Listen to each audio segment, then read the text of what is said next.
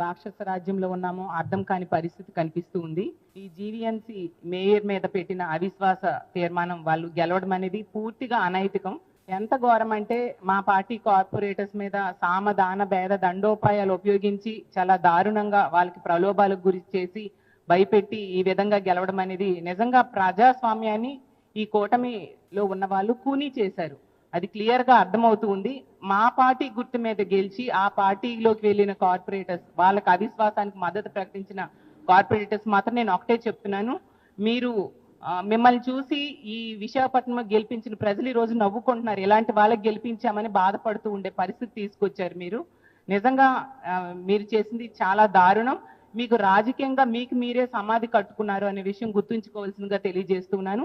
ఎంత దారుణంగా అంటే 10 నెలల కాలం కోసం ఒక బీసీ మహిళను ఈ విధంగా దించడానికి ఇన్ని కుట్రలు అవసరమా?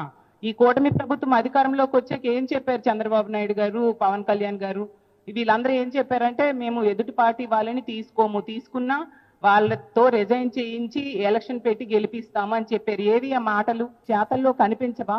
నిజంగా దమ్ము ధైర్యం ఉంటే ఈ 27 మంది కార్పొరేటర్స్ ని తీసుకుంటే మా పార్టీకి రాజీనామా చేయడమే కాకుండా కార్పొరేటర్స్ గా కూడా రాజీనామా చేసి ప్రజల దగ్గరికి వెళ్ళి గెలిచి అప్పుడు వాళ్ళకి మద్దతు తెలియజేసుకుంటే బాగుండేది కదా.